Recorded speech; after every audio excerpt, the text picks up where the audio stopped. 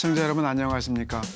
뜨거운 열정과 무한한 가능성을 갖춘 대한민국의 독보적인 전문 기업을 소개하는 대한민국 전문 기업 넘버원 브랜드의 진행을 맡은 김기란입니다. 2016년 현재 기업의 정체성을 규모로 판단하는 것은 전 근대적인 사고방식이 아닐까 싶은데요. 그래서 규모는 작지만 참신한 콘텐츠로 미래를 보장해 나가는 대한민국 전문 기업을 소개해 보려고 합니다. 홈리스들의 경제적 자립은 물론 사람들의 인식 개선을 통해 그들이 사회 안으로 걸어올 수 있도록 디딤돌이 되어주는 사회적 기업이 있습니다. 대한민국 전문기업 넘버원 브랜드가 선정한 두 번째 기업, 세상에서 가장 따뜻한 잡지를 만드는 빅이슈 코리아의 관련 영상 먼저 보시겠습니다.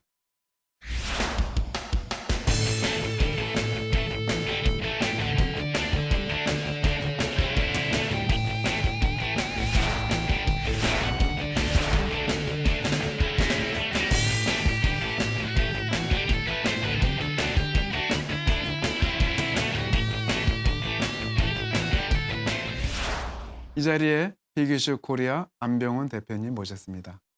안 대표님 안녕하세요. 네, 안녕하세요. 네, 이렇게 직접 뵈니 반갑습니다. 네, 너무 반갑습니다. 네, 얼마 전에 또 큰 상을 받으셨더라고요. 네, 최근에 저희 빅이슈에 많은 경사들이 있는데요. 한국마케팅협회에서 주최한 이제 대한민국 마케팅 대상 상생 협력 부분에 대해서도 저희가 최우상을 수상했었고요. 그리고 한국사회적기업진흥원에서 한국사회적기업 주간에 국가유공자로서 국무총리상을 수여해 주셨는데 빅이슈가 더 나은 가치를 위해서 더 열심히 해야겠다는 마음입니다. 앞으로 더 큰 상 또 많이 받으시길 바라겠습니다. 네, 네, 일단 궁금한 게 있는데요. 홈리스에 대한 아직 우리 사회에 부정적인 인식이 좀 있지 않습니까? 네. 빅이슈 코리아가 빅이슈라는 잡지를 통해서 이런 사회 인식을 많이 바꿔나가고 있습니다. 혹시 어떤 동기로 빅이슈 코리아를 발간하시게 되었는지 설명 부탁드립니다. 네, 홈리스 분들은 다양한 경위에서 홈리스가 되어요. 홈리스 분들은 다양한 사회적 결핍 요소를 가지고 있거든요. 그 중에서도 일하고자 하는 의지가 있어도 일할 수 없는 많은 분들이 계셔요. 거리에서 보이는 거리 홈리스 분들도 계시지만 저희 눈에 보이지 않는 워킹 홈리스 분들도 굉장히 많으시거든요.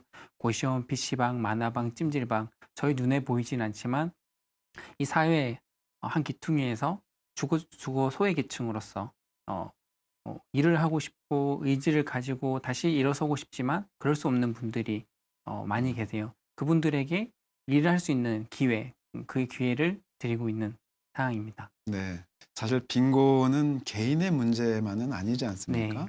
우리 사회가 갖고 있는 구조적인 문제를 알 수 있는데요.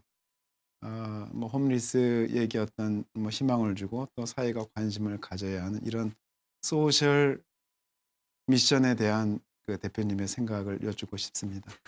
누구든 절망을 할 수 있다고 생각이 들어요. 근데 그 절망이 있을 때 누군가가 손 내밀어 줄 수 있다면 그 사람이 거리에서나 혹은 그 절망에 빠지지 않을 수 있다고 생각하거든요. 그게 사회 안전망이 되어야 될 것이고, 이게 정부 차원에서 부족한 부분이 있다면 민간 차원에서 또 그 역할을 할 수 있다, 할 수 있어야 한다라고 생각이 들어요. 그래서 빅이슈가 민간 차원의 하나의 사회적 기업이지만 하나의 솔루션으로서 빅이슈가 그 역할을 할 수 있지 않을까라고 생각이 들고요. 그간의 홈리스에 대한 이제 정책이라든지 홈리스에 대한 자립의 지원이라든지 이런 부분들이 사회적인 격리라든지 혹은 노숙인 시설에 대한 수용이라든지의 방식이 전부였거든요. 그것을 외에도 더 나은 방법들이 저희는 있을 거라고 생각이 들어요. 홈리스를 위한 일자리를 제공해서 그들이 사회에 지역사회 안으로 다시 복귀할 수 있도록 하는 시스템이 가능할 것이라고 보고, 빅이슈는 영국에서 이미 1991년부터 20년 넘게 그 시스템을 증명해오고 있거든요. 빅이슈가 저희는 2010년에 창간을 했는데 빅이슈가 그 역할을 또 한국 사회에서도 그 좋은 모델들을 잘 담아낼 수 있지 않을까라고 생각을 해왔고 이제 6년째 그 역할을 하고 있습니다. 네, 제가 여쭤보고 싶었던 부분을 말씀해 주셨는데요. 빅이슈 코리아를 만들게 되었던 어떤 결정적인 동기가 있다면 무엇일까요? 개인적인 부분에서는 저는 일본에서 빅 이슈를 처음 봤어요. 이제 아시아에서는 세 번째로 빅 이슈가 한국에서 생겼는데요. 일본에서 우연한 계기에 일본 홈리스 골기대회, 일본 전국 홈리스 골기대회라는 곳에 우연하게 참여를 하게 됐어요. 거기에서 그 경찰관들과 이제 홈리스들의 무력 시위가 있었는데 왜 홈리스 분들이 자신들의 권리를 위해서 이렇게 주장을 하고 왜 시민들은 이것에 대해서 이렇게 무심할까? 그래서 제 일본 친구에게 일본에는 어떤 방법이 있냐라고 했더니 우리는 민간 차원에서 빅이슈라는 사회적 경제 기업도 있어라고 하는 거예요. 되게 뭘까 궁금했어요. 그래서 무작정 그 친구에게 부탁을 해서 일본 빅이슈의 대표인 사노소지 대표를 인터뷰를 했어요.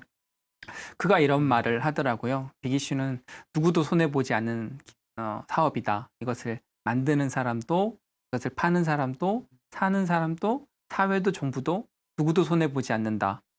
굉장히 충격적으로 다가왔어요. 저도 경영을 복수 전공을 하긴 했는데 제가 알던 경영은 그런 것이 아니었거든요. 근데 좋은 일도 하면서 돈을 벌 수 있는, 그리고 거기에서 일하는 직원이라든지 그 수혜 대상자인 판매원분들이 너무 즐겁고 행복하게 일을 하는 거예요. 이런 일이라면 정말 나도 하고 싶다라는 생각이 들었고, 또 그날 제가 일본 빅2 판매원 한 분을 인터뷰해보고 싶다라고 해서 일본 빅2 판매원을 소개를 받았는데, 그분을 따라가면서 쭉 인터뷰를 했었는데 그분이 그런 말씀 하시더라고요. 자기는 이 잡지를 팔지 않았으면 오늘도 거리에서 절망하고 있을 텐데, 이 잡지를 팔면서 나는 희망을 생각한다. 다시 가족과 만날 것을 생각하고, 이것은 몇 권을 팔면 오늘 저 식당에서 이제 가격이 몇 시 되면 다운되면 그걸 사 먹고 오늘 어디에서 잘 수 있다. 그리고 나는 다시 분명히 나의 아내와 다시 만나서 나의 삶을 출발할 것이다. 라고 하셨거든요. 실제로 그분을 제가 네. 창간할 즈음에 1년 뒤에 찾아갔었는데, 그분이 이제 1년 된 패셔니스타가 되어서 또 홈리스 월드컵이라는 인식 개선 사업에 이제 홈리스 국가대표로 참여를 하고, 자기가 요리요리 신문에 이렇게 나온 걸 저한테 자랑을 하더라고요. 그런 걸 보면서 한국에서 빅이슈를 시작할 때 많은 사람들이 이건 실패할 거다, 노숙인이 무슨 잡지를 파냐라는 얘기를 많이 들었지만, 저희는 그것을 보고 왔잖아요. 영국에서, 호주에서, 일본에서 이 가능성들을 보고 왔기 때문에 많은 실패를 할 것이라는 그런 말들에도 불구하고 저는 좀 네. 용기 있게 시작했던 것 같아요. 네, 말씀을 듣고 보니까 홈리스의 사회 인식을 바꿔가는 여러 가지 활동들이 있는데 네, 빅이슈 코리아가 하고 있는 것은 매우 검증된 모델이라는 생각이 네. 듭니다. 검증된 비즈니스 모델이 될 수 있었던 가장 큰 걸 이야기한다면 뭐가 있을까요? 빅이슈와 같은 스트리트 페이퍼, 홈리스가 잡지를 판매하고 그 수익의 절반을 홈리스에게 제공하는 이런 스트리트 페이퍼가 42개국에 120개 이상의 잡지가 있어요. 그리고 빅이슈라고 된 이름으로 판매되어지는 잡지는 남아공, 호주, 영국에서 11개국에 15개 잡지가 있고요. 이미 검증된 시스템이죠. 영국에서만 빅이슈를 통해서 5천 명 이상의 홈리스가 자립을 했다고 해요. 그 말은 뭐냐면 그동안 빵이나 우유를 제공해주는 나눔을, 그러니까 베풀어주는 나눔으로서 클라이언트로서만 도와주던 그 홈리스들에게 파트너로서 일을 하게 되는 거예요. 그들을 존중하고 그들을 파트너십으로 스스로 일어날 수 있게끔 여러 가지 행동 수칙부터 또 다양한 지켜야 할 것들을 저희들이 다 명시를 하고 거기에 대해서 서로 지킬 수 있도록 하는 부분이 있거든요. 그 10가지 행동 수칙인데, 빅이슈 판매원은 빅이슈를 판매할 동안 미소를 지으며 당당하게 고개를 듭니다. 그리고 우리 주변에 있는 노점상들과 다투지 않고 협조합니다. 그리고 수익의 50%는 저축합니다. 술을 마시면서 빅이슈를 판매하지 않습니다. 네. 담배를 피면서 빅이슈를 판매하지 않습니다. 이런 기본 조항들이 있어요. 이런 조항들은 저희가 영국에서, 호주에서, 일본에서 이렇게 동일한 행동 수칙을 가져가고 있고요. 이 행동 수칙은 어떤 것을 의미하냐면 최소한의 원칙인 거예요. 스스로 지켜가게끔. 그분들도 자립을 하려면 목표가 있어야 되고 스스로를 돌아볼 수 있는 원칙이 있어야 되는데, 그 원칙에 따라서 스스로 노력할 수 있게끔 해드리고요. 그리고 다양한 결핍 요소를 가지신 분들이다 보니까 다양한 리스크들을 저희가 가져가게 되는데, 이제 저희는 비기슈를 판매할 때 그런 것들을 지킬 수 있는 분인지 스스로 그것을 지킬 수 있다면 누구나 비기슈를 판매할 수 있다. 그래서 다 서명을 하게끔 하고 있어요. 네. 그런 것들을 기준으로 혹시나 문제가 생기더라도 그런 절차에 따라서 저희들이 지켜나갈 수 네. 있고요. 특히나 그 비기슈를 판매하는 동안 미소를 지으며 당당하게 판매합니다라는 조항은 좀 비기슈 코리아만의 규칙이기도 한데요. 그 이유가 뭐냐면 한국에는 그 특히 다른 나라 홈리스들과 다르게 스스로 자책하는 경우가 많아요. 이게 사회 구조적인 문제에서 내가 홈리스가 됐다가 아니라 내가 잘못해서 나의 도덕적인 해에 문제가 있어서 남들도 그렇게 바라보지만 스스로도 그렇게 자책을 하세요. 이분들이 스스로에게 그 자립할 수 있도록 동기부여가 되지 않거든요. 그렇게 마음을 가지게 되면 이분들이 새로운 목표, 이분들에게 목표라는 동기부여라는 것은 굉장히 중요하거든요. 그리고 그 미소를 지었을 때 아무리 한국 사회가 체면 문화로서 그런 것들을 나서기 힘들지만 자기가 미소를 지을 때 독자가 다가온다는 걸 알고 있어요. 그것이 이제 네. 판매하면서 그분들이 느껴지시거든요. 하루에 수십만 명이 이제 따가운 눈초리로 네. 흔히 나쁜 말씀하시는 분은 아유 저건 거지 새끼가 파는 잡지가 아니야 뭐 이런 얘기도 심지어 하시거든요. 그런 따가운 눈초리를 견뎌가면서 하지만 그럼에도 불구하고 우리를 응원해 주시는 시민들이 계시죠. 따뜻한 눈빛으로 오늘 또 힘내라고 해주시는 분들이 계셔서 이분들이 자립할 수 있는 것 같은데 사실 저희 행동 수칙에도 당당하게 판매를 합니다라고 넣은 이유가 그런 체면 문화에서도 스스로를 드러낼 수 있게끔 그리고 오히려 난 노숙인이었어 하지만 여기서 자립할 거야 라는 의지를 스스로 북돋을 수 있게끔 하는 것을 저희 행동 수칙에 담았습니다. 주로 비기슈를 사는 독자층이 20대, 30대가 네, 많은 거로 알고 있는데요. 그 아무래도 젊은 층이다 보니 다양한 네. 콘텐츠들에 대한 기대가 있을 것 같아요. 비기슈에 담아질 콘텐츠의 방향성 어떤 것일까요? 저희 비기슈의 주 독자층이 20, 30대 여성들이 거의 한 80% 이상을 차지해요. 그리고 저희 비기슈 판매원분들을 통해서 사실 잡지를 구매하는 것에 대한 의미가 나눔이라든지 이런 의미들이 있어요. 네, 그것을 사실 어, 부정할 수는 없는 것 같아요. 하지만 이 잡지 자체로서 매력이 있어야 되고 구매를 하고 싶은 잡지가 되어야 된다고 생각해요. 그 독자들에게 어떤 혜택을 줄 것이냐, 어떤 그들의 니즈를 충분히 담아낼 수 있을 것인가. 항상 저희들이 가지는 숙제이자 저희가 가지고 싶은 욕심인데요. 특히나 저희 잡지층들은 사회적 경제라든지 혹은 나눔이라든지 상생이라든지 공유라든지 이런 것에 대한 고민들을 함께 담고 있는 독자들이에요. 그들을 위해서 저희들이 뭐 환경 문제라든지 인권이라든지 이런 것들을 가져가고 있지만 비기슈만의 컨셉을 잡는 것은 아직 저희들이 해결해야 나갈 숙제인 것이고요. 조금 더 하지만 그들이 원하는 라이프 스타일이 무엇인지 그것에 대한 제안을 할 수 있는 그런 트렌드를 저희들이 만들어 나갈 수 있는 잡지를 만들고 싶다라는 마음을 가지고 있고 이제 올해 6주년이 됐는데 이 6주년을 기반으로 저희가 비기슈만의 브랜드 전략 그리고 커뮤니케이션 전략을 수립해서 거기에 해당하는 콘텐츠를 만들려고 하고 있습니다. 비기슈는 많은 분들의 자발적인 재능 기부로 네, 만들어지고 있는데요. 자원봉사자 그룹도 한 5천 명 이상 네, 되는 것으로 들었고요. 그분들을 빅돔이라고 하죠. 네, 예, 빅돔으로 활동하시는 분들 중에 굉장히 기억에 남는 분 좀 사례를 하나 설명을 해주시고 네, 어떻게 하면 빅돔으로 참여할 수 있는지도 네. 알려주시면 고맙겠습니다. 재능 기부에 대한 방식이 이제 크게는 두 가지예요. 잡지에 대한 재능 기부를 하는 것이 한 저희 2천여 명 정도 되시고요.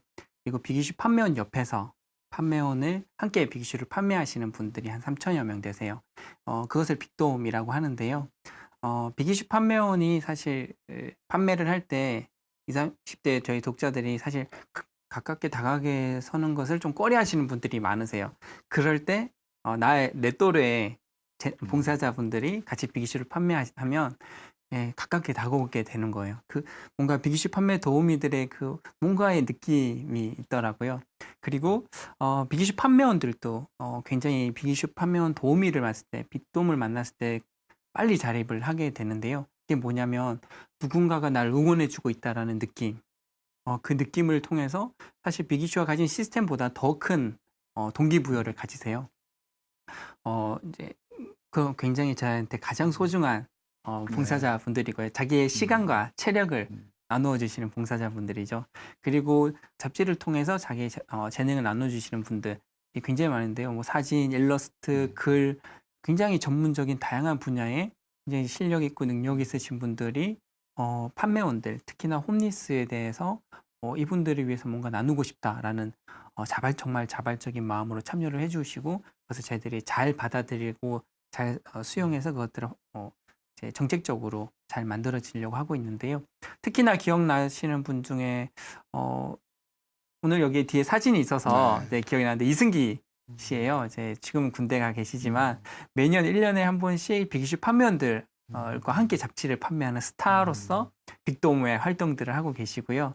그리고 작년 겨울에 굉장히 추웠잖아요. 그 네. 겨울 때 동료, 이제 같은 회사 동료 이서진 씨랑 같이 저희 빅이슈 판매원들에게 판매원이 한 60명, 70명 정도 되시는데 그분들에게 겨울 점퍼를 다 선물해 주셨어요. 그 추운 겨울에 춥지 말라고, 나도 당신들을 응원하고 있다고, 자기 그 점퍼에 있던 이승기, 이서진 이렇게 응원한다는 메시지를 담아서 이름까지 새겨서 저희 판매원들에게 선물해 주셨는데 너무너무 감사한 일인 것 같아요. 그 판매원들에게는 또 엄청난 동기부여가 되거든요. 저희는 그 재능 기부자들 혹은 스타 분들에게 당신들이 그만한 가치가 있다, 당신들의 이미지가 상생 협력을 정말 할 수 있는 빅이슈를 통해서 나눔을, 그들이 할 수 있는 그들에게 쉬운 방법의 나눔이잖아요. 그것들을 함께 해나가자라고 했을 때 오히려 더 마음을 나눠서 자신이 가지고 있는 재능뿐만 아니라 오히려 판매원들의 겨울의 추위에 대해서도 먼저 걱정을 하고 이렇게 도와주시는 분들이 계시고, 사실 너무 많아서 네.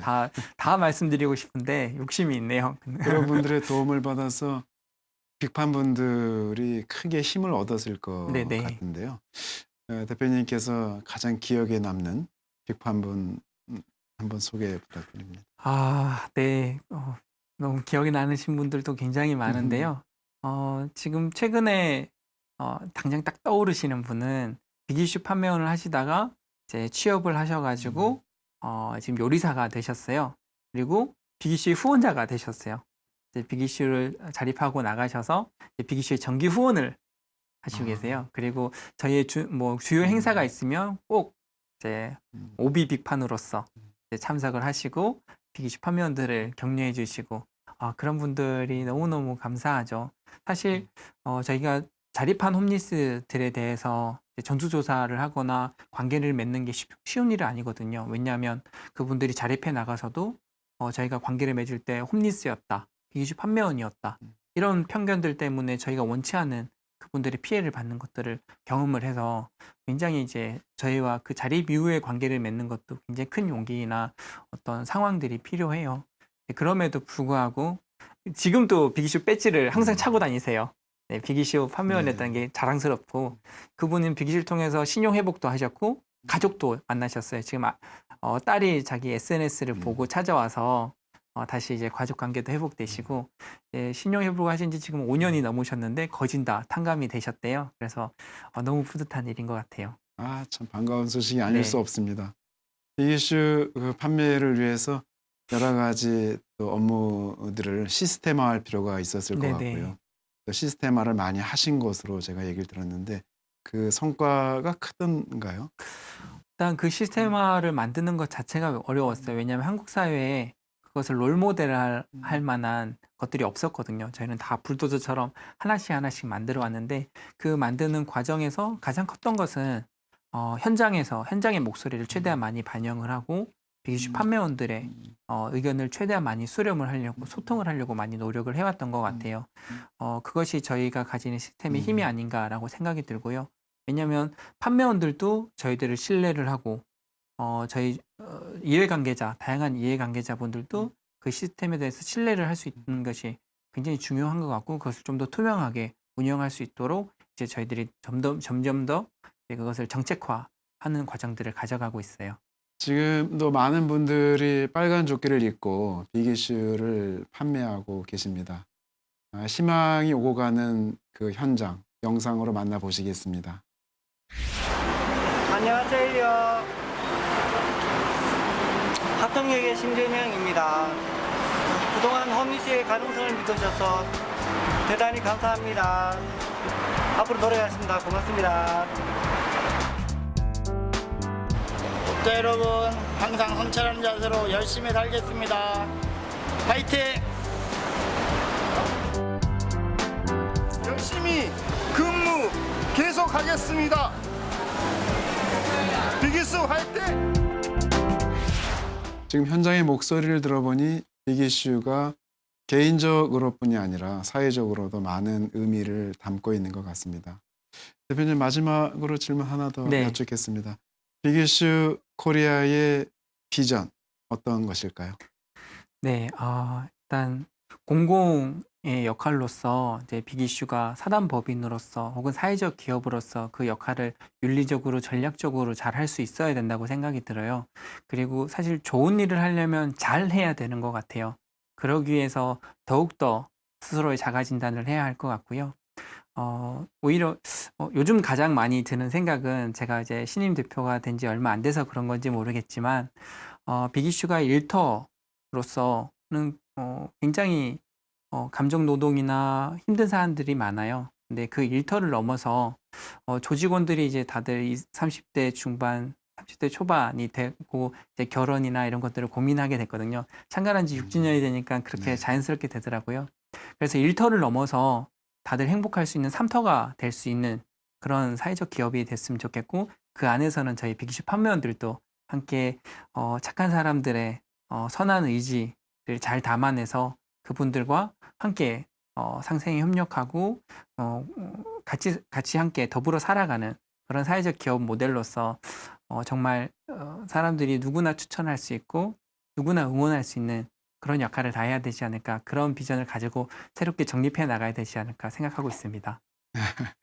감사합니다, 대표님. 네. 앞으로 빅이슈 코리아의 더 큰 성장 발전을 기원하겠습니다. 네, 감사합니다. 오늘 두 번째 시간은 사회적 기업 빅이슈 코리아로 꾸며봤습니다. 오늘 이야기를 나눠보니 경제적 자립을 도와주는 것뿐만 아니라 할 수 있다는 용기와 가능성을 활짝 열어주는 기업이 아닌가 생각이 듭니다. 만드는 사람, 하는 사람, 사는 사람까지 한 마음으로 전하는 따뜻한 행복. 오늘 집으로 돌아가시면서 한 권 구매하시는 건 어떨까요?